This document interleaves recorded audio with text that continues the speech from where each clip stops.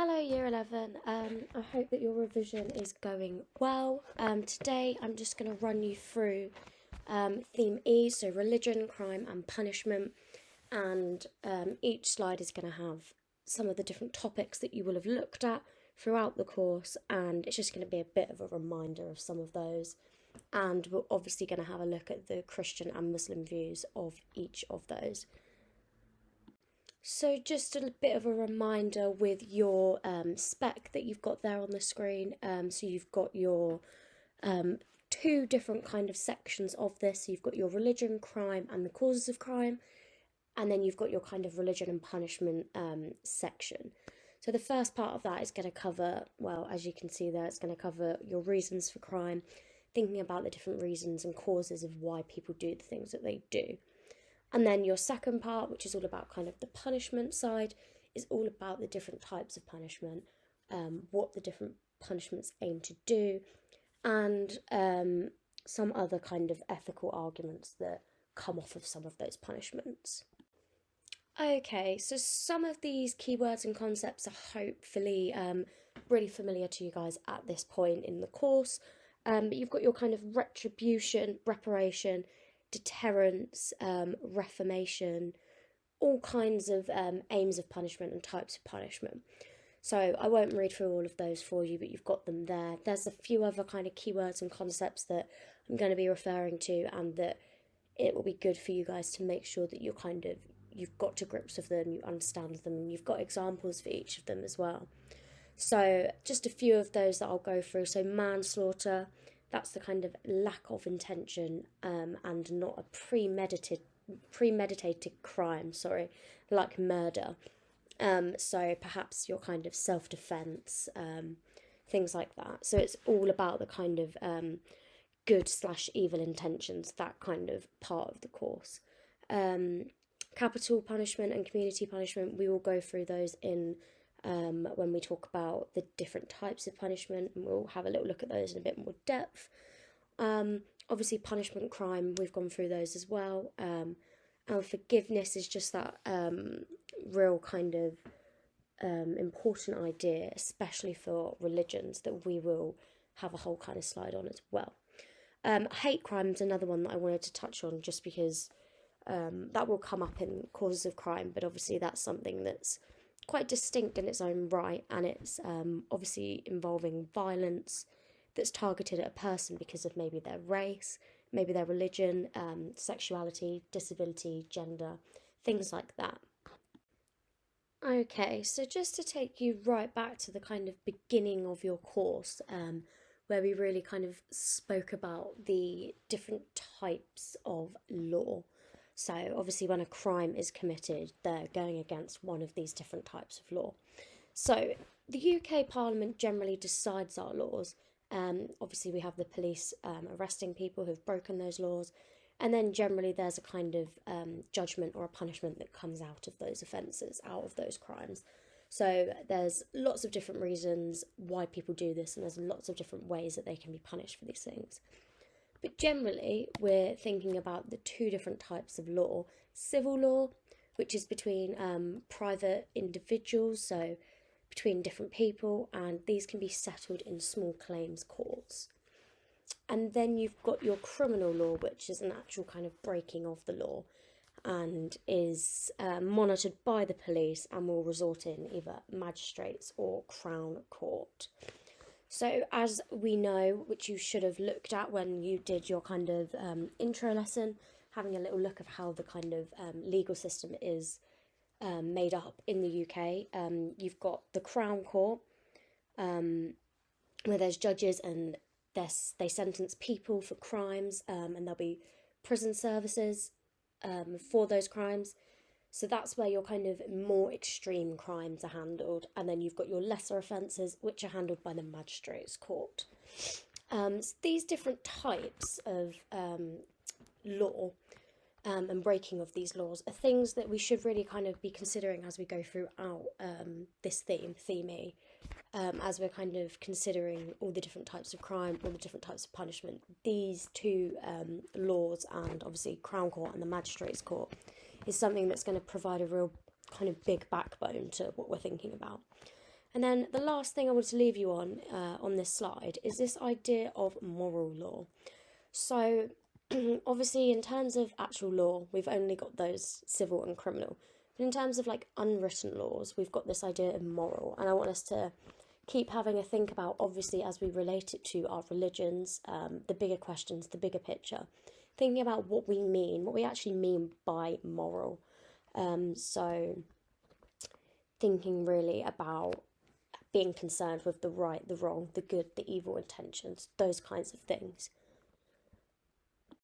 So we now kind of understand the different types of law that we have. So I'm going to briefly go into some of the different kinds of punishments and the aims of punishments that we have when these different laws are broken. So obviously we know that society sets up these different kinds of rules that, we do have to obey, otherwise there's going to be these consequences. And those consequences are generally subjective. They can be subjective, they can differ and be subjective between different people, and they can also kind of differ and be subjective among different countries.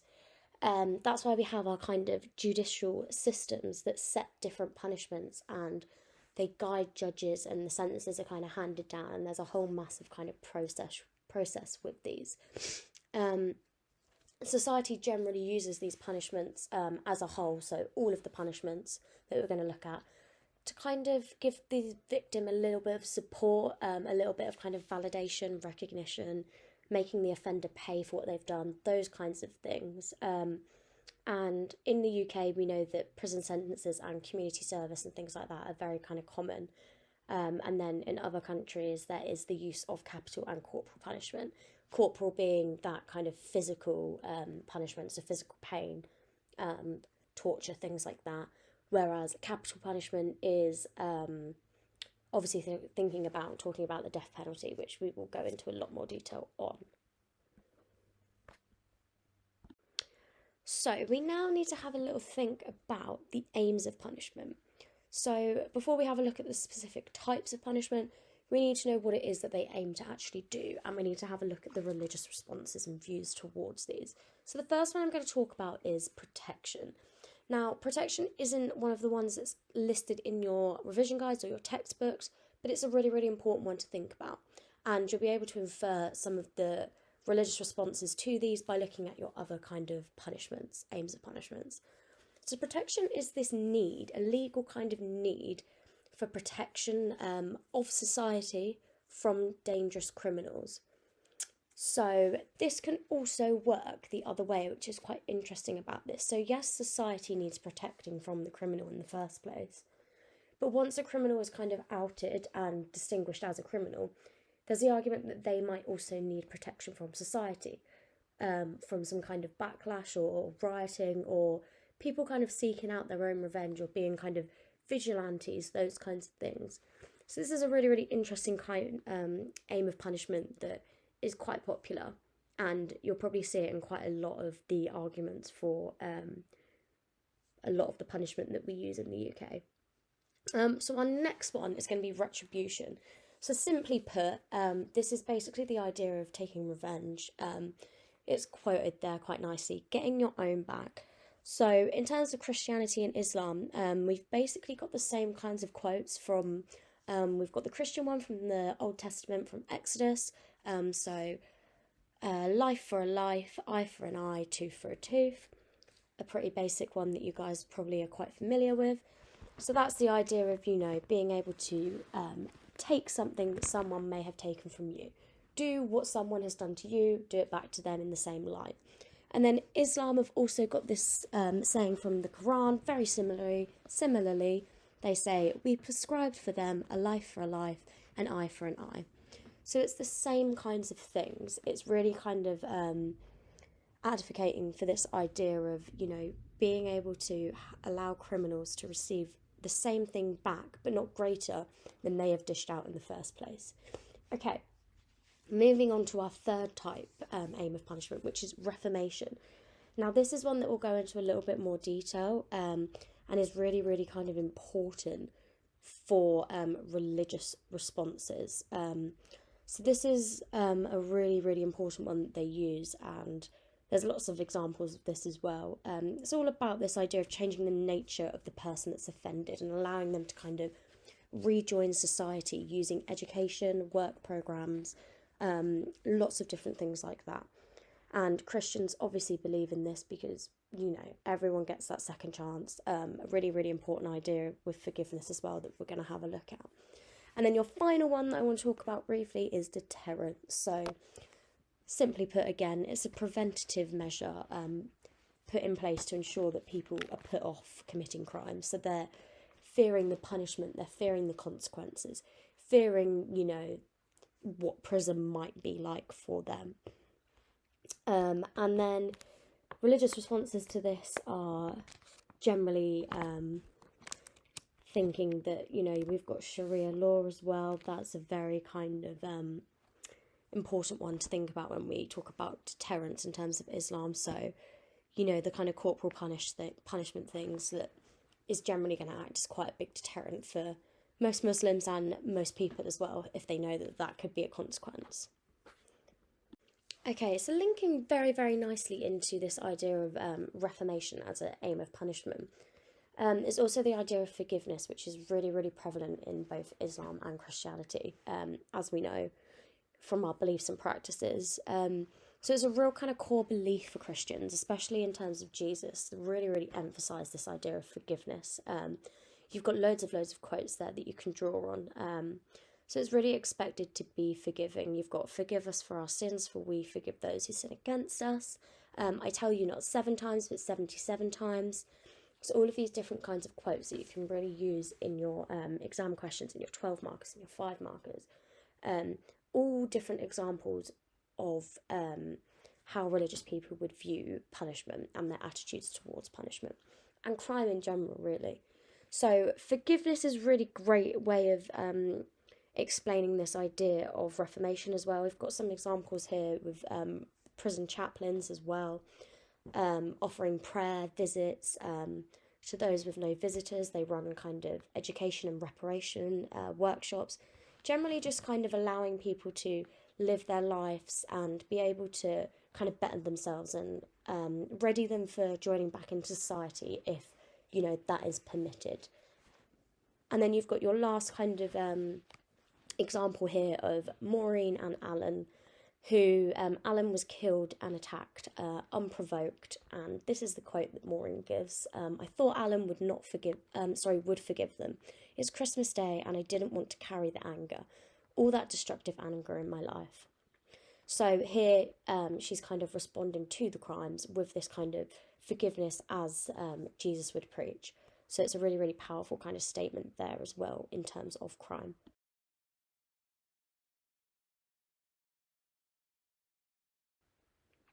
Okay, so I will very briefly move on then to some of the reasons for crime before we look at some of the different types of punishment. So there's several different reasons and theories to explain why people might commit crime. But there's a general agreement on this kind of idea of nature versus nurture. So they generally fit into one of those categories. So I'll start off with poverty, which is this idea of, being without money or basic needs, which generally means that you can't cover your living expenses or living costs, which leads people to steal food, steal things that they need to survive. So that's a real kind of big one, especially in really kind of economically deprived places. That's a real kind of big factor and reason for crime. Next one, we will move on to upbringing. So this idea that some people were brought up in households where crime is kind of the norm, it's the way of life. Their parents might have been incarcerated, might have been in prison. They might encourage them to commit crimes. And they might not even know what they're doing is wrong. And they might just be stuck in this kind of horrible kind of cycle, this really kind of detrimental circle going round and round and round. Mental illness as well. We've got this idea of kleptomania is quite a big one that we use in terms of crime. It's basically any medical condition affecting your feelings or emotions. Kleptomania is just a very good one that we can use to explain why people might steal. There's also anger management problems and issues that can lead to assault and murder.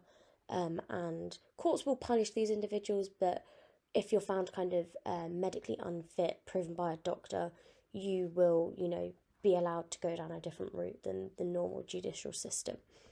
And we've got addiction, very kind of similar, falls under the same kind of category as mental illness, I would say. So again, this is the physical or mental dependency of substances or activities, which generally leads to, you can steal in terms of feeding the addiction in terms of drugs, alcohol, gambling even, things like that. So again, leading to irrational choices and breaking the law. And then we've got things like greed, wanting to possess wealth, goods, items. Again, this is growing heavily in a kind of UK Western capitalist society, and that obviously in terms of religion, we know that envy is one of the deadly sins in the Bible, so that would be unjust in itself. And then we've also got this idea, which is quite new and evolving quite a lot, is this idea to just opposition to unjust laws. So in terms of maybe protest, violent protest, standing up for things that might be against the law at that point, but you feel are morally wrong. So, morally right. So it went back to that slide where we looked at the idea, those different types of law, civil, criminal, moral. This section, if we're talking about opposition to unjust laws, would be talking about your kind of moral law. Something that isn't actually written in stone, but it's something that you fundamentally disagree with. Okay, so generally when we're thinking about these reasons for crime, we're really thinking about this kind of bigger picture. This question here where it says, are there ever any justifiable reasons for crime? So generally if that was a 12 marker, you would be trying to bring in these kind of religious views. So if you were thinking maybe on the side of Christianity, if this was your argument, you could have a little think about these ideas. So there's rarely ever any justification for crime.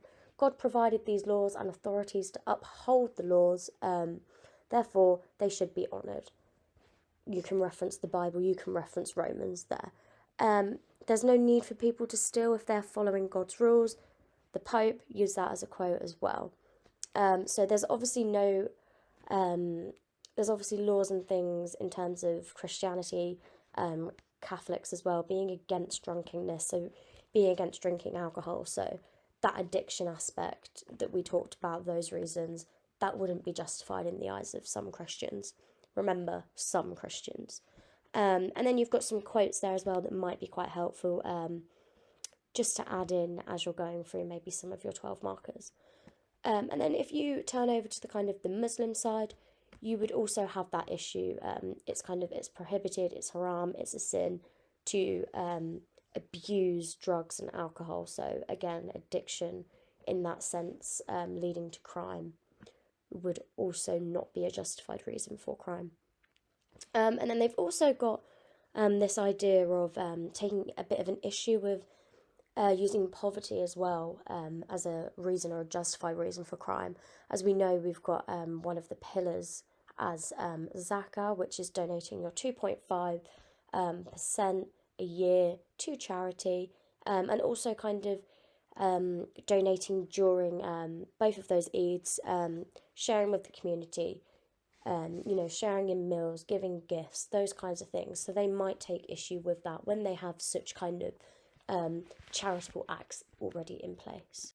Okay, so finally, moving on then to our kind of punishment and treatment of criminals. So we've looked at maybe why we might punish people, what these punishments we might get out, or the criminals might get out of these punishments, and we've looked at maybe how we get here, so how criminals end up doing some things that they might do. So this is your kind of last port of call, what happens at the end. So we've got our 3 different types that we're going to have a little look at, and then we'll also look at capital punishment, but I'll take a whole nother slide to talk to you about that. So you've got prison. This is reserved for people who have really kind of committed those serious crimes. It's a real kind of loss of liberty and freedom, and your choices are really kind of limited. You're locked in a cell for much of the day. You've got your set meals. You've got very little money. You have to have money sent to you, transferred to you if you want to buy anything, if you need anything. And obviously that does depend on the severity, the level of kind of severity of your crime. So there can be your kind of maximum security prisons, or there can be your kind of lesser offences prisons, where you're maybe allowed to have a little bit more freedom in that sense. Then moving on to corporal punishment, which is often all about kind of inflicting and causing physical pain. So we've got some examples there of hitting, whipping, and caning. And it's kind of really considered to be one of the most form of punishment that really breaches your human rights. So a good example of this is in some Islamic countries, Saudi Arabia and Iran, still allow caning as punishment for offences such as gambling and sexual promiscuity. So that would be a really good way of getting in your religious responses to some of these forms of punishment. And remember, some Islamic countries, some Muslims would favour this, some. And then that idea there that corporal punishment was allowed until 1987 in schools in the UK and 1999 for private schools, which was really not that long ago. So again, having a little think about these different types. And then finally, you've got your community service, which talks about these different kinds of offences, such as vandalism, fraud, minor assault. All of these different crimes will generally result in community service, which is generally, having offenders pay back the community for their sins, pay back for what they've done. So just like at school where you might have seen some of the students walking around doing litter picks, just like you would maybe serve a detention for doing something wrong in class or forgetting something or, vandalising the school. These are your different ways that you're paying back your community. So it involves 40 to 300 hours of unpaid work, doing real kind of tedious but really important kind of tasks. Obviously, you do not get paid for that, and you're required to wear a high-vis vest so everybody knows what you've done and that you're there paying for what you have done. A really good clip as well that you guys might want to watch on community service that's got a really good breakdown of the effectiveness of community service, and it goes through some specific kind of case studies of individual people. It's on BBC. I believe it's called Life with Community Service. So that's a really, really informative clip that you guys might want to watch as well.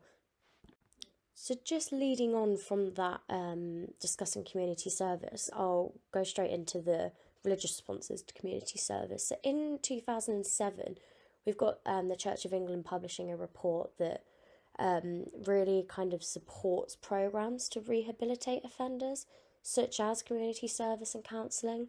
So just like we talked about and we looked at with reformation being a really, really supported aim of punishment by the religious community, both Muslims and Christians, community service would be exactly this. So it's giving offenders that opportunity to come back into society, be part of society, and really kind of reflect and, make up for what it might be that they have done. So that's a really, really good link there. So you might maybe use community service as an example and then link it back to the Christian belief of reformation in aims of punishment. I'll briefly run through the idea of prison. So most Christians will agree strongly that prison is a really good form of punishment for those kind of more serious crimes. And they'll also kind of, again, this idea of reformation, so they're all about the reformation. And that as an aim of punishment. So within prisons, they will really kind of sponsor and be part of these programs that allow for education and even just offering advice and kind of comfort in those kind of times of solitude, especially with chaplains as well. Sometimes members of the church, specific churches, will write letters to the community and to prisons to give to inmates, just to, give them some kind of encouraging words. And then we've got corporal punishment, which is this idea that we know about inflicting pain. And we did talk a little bit about the Muslim responses to that. So some Muslims may accept this corporal punishment under Sharia law. And then you have got Christians, obviously, that much of the Bible teaches, you know, that it's unacceptable to inflict pain on people. So we've even got, we've got this idea of, in the Bible, in Proverbs, it's saying that Christians do not disagree with disciplining their children. So that's something to consider there. Okay, you will be pleased to know this is the last slide that I'm going to talk you through. So this is your capital punishment. Again, this is a form of punishment. We know that, you know, the death penalty, killing someone as a form of punishment, is not legal in the UK. In fact, it's not really legal in a lot of places now, but we've still got places like Bangladesh, China, Egypt, Ethiopia, India, Iran, Japan, Nigeria, Saudi Arabia, South Korea, Sri Lanka, and several states in the US as well still have capital punishment. So yeah, like we said, it is this idea of taking life, and in terms of the religious views, a very, very big one.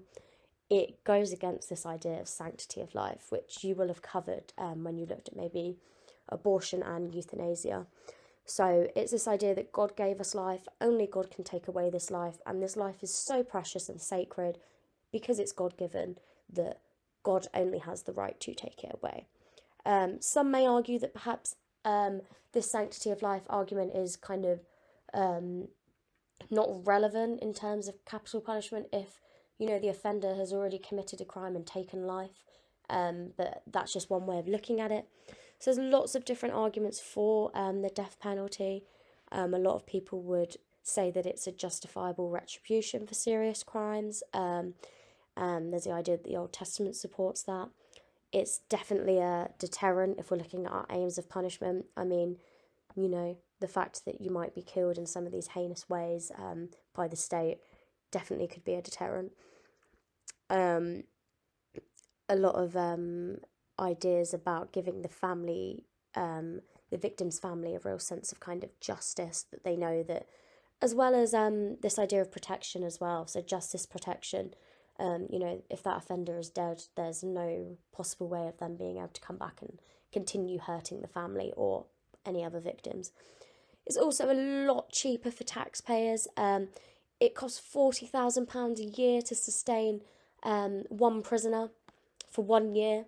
So that's a lot of money if you think about how many prisoners there are in just the UK. I don't know how expensive it is to run prisons all over the world, but I can't imagine it's much cheaper. There are obviously some countries that allow it, so that would be an argument for it, obviously, that it works for them and it's a really favoured, effective kind of method of punishment. And then there's lots of arguments against the death penalty. Sanctity of life is a massive one. A lot of Jesus's teachings and the Bible's teachings and the Quran's teachings in general actually preaching this idea of love, forgiveness. A really big one as well, this idea that, is it actually hypocritical? How can we punish a criminal for murder if we're doing the same thing? The quote by Gandhi is this idea, yes, there's the eye for an eye, but does an eye for an eye end up making the whole world blind? So if you're just constantly going in this cycle of killing and killing and killing, you know, who benefits from that? And yeah, this idea just causing more suffering than on the offender's family. What's their crime? You know, where does the cycle stop? All of these different kinds of things. Just to finish off as well, I have put in a few slides of exam questions if you would like to use the things from this PowerPoint just to test you on some of your revision on this theme as well. I think that might be really helpful. Definitely have a go at maybe some of those 12 markers and think about those religious arguments and those examples that you can be using. I apologise for how long this has been. I've rambled quite a lot, but best of luck in your exams. I hope it all goes great and I hope you find this video really useful.